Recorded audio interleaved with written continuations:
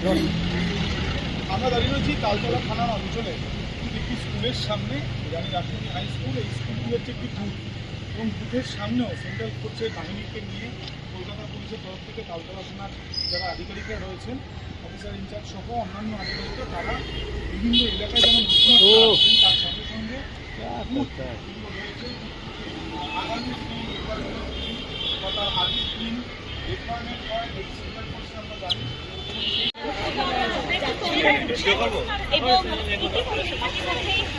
ইতিমধ্যে রাফি আহমেদ রয়েছেন, এবং সেই রাস্তার উপরে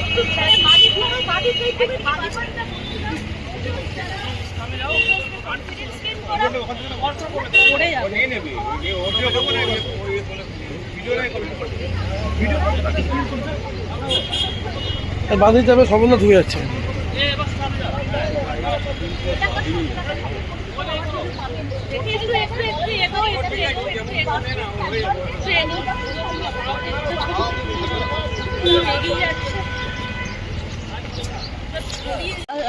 শীর্ষ কর্তাদের, পুলিশের শীর্ষ কর্তাদের সঙ্গে যে নির্বাচন কমিশনের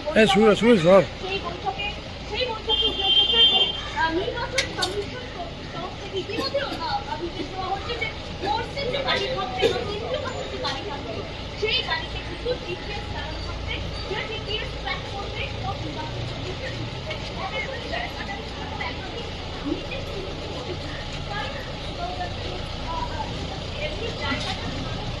এইরকম নতুন নতুন আপডেট দেখার জন্য বেঙ্গল ন্যাশনাল টিভিকে ফলো, লাইক, সাবস্ক্রাইব, শেয়ার করুন।